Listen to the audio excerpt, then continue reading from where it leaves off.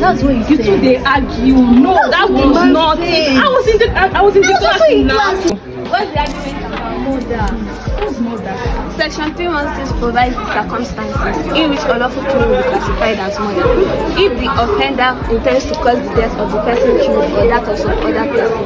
If the offender does to the person killed and that of some other person some grievous harm. If death is caused by an act done in the pursuit of an unlawful offence in which the act is likely to endanger human life.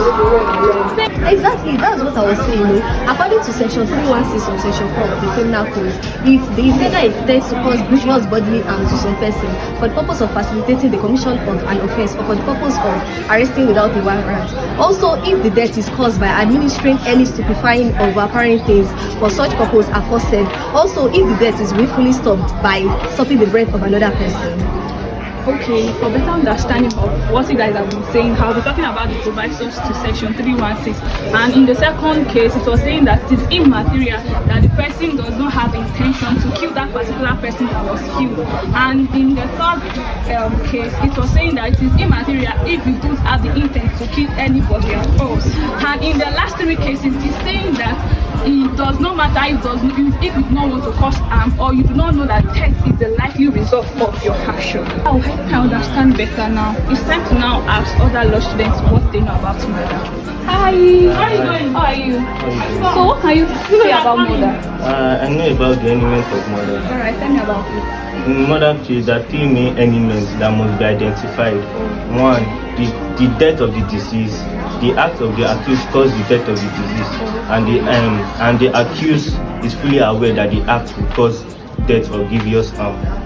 Thank you. Wow, this exercise has been insightful so far. In Moses Jua against the state, the judge spoke on the matter of corpus delecti, that it is not compulsory that the corpus delecti must be produced before an accused person can be convicted of a crime. This is because an accused person can take measures to destroy the body of the victim. A lot has been said already. I think it's time we talk about causation. Talking about causation, a link must be established between the act or omission of the accused and the death of the deceased. In Akugo versus State, in the struggle for two between the appellant and the deceased fell and he was taken to the hospital, which he died the next day. It was held that there was causal link between the act and the death of the Also, in the case of offence against the state, we have that the appellant who happened to be the brother-in-law of the deceased person, and the deceased person who was caught abusing his wife. The appellant hit the deceased person with a kitchen stool, which led to the death of the deceased. But the medical examiner revealed that there was a pre-existing injury which caused the death of the deceased person. So the court held that the appellant cannot be charged for the offence of murder or manslaughter, but will be charged for assault. It is also important to note that the act of the accused was intentional and he had knowledge that the act is capable of causing grievous bodily harm or death to the deceased. In the case of Ibikunle Adegboyega vs. State, where the police officer shot the deceased and raised a defense that was only executing his lawful duty, the court held that he had knowledge that pointing a gun at a person was capable of causing either grievous bodily harm or death. Hence, he was convicted of the crime of murder. Thank you. The Supreme Court, in the case of one raising by the People of Lagos State, stated three modes of determining the guilt of the accused in a charge for murder. Number one is the confessional statement of the accused. Number two is the direct evidence, and number three is the circumstantial evidence. Accordingly, one or a combination of these can help to determine the guilt of the accused.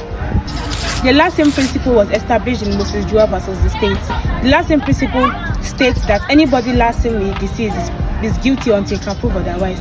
Section 310 of the Nigerian Criminal Code states that if by threat, deceit, or intimidation, a person causes another person to make an act or an omission which causes the death of that person is said to have killed the other person.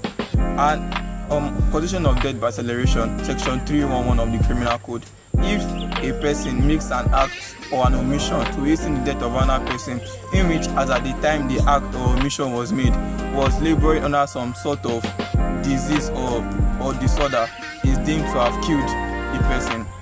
Section 312 of the Criminal Code states that if a person causes bodily injury to another person of which death results, it is immaterial if the death could have been prevented by proper precaution of the person affected or the deceased.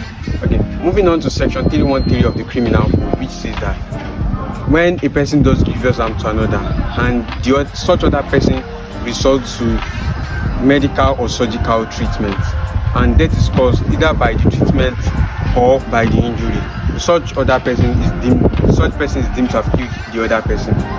Now, provided that the treatment is important and it is important to the circumstance and given in good faith. Section 314 of the Criminal Code. A person is not deemed to have killed another person if the death of the other person does not take place within a year and a day of the cause of the death.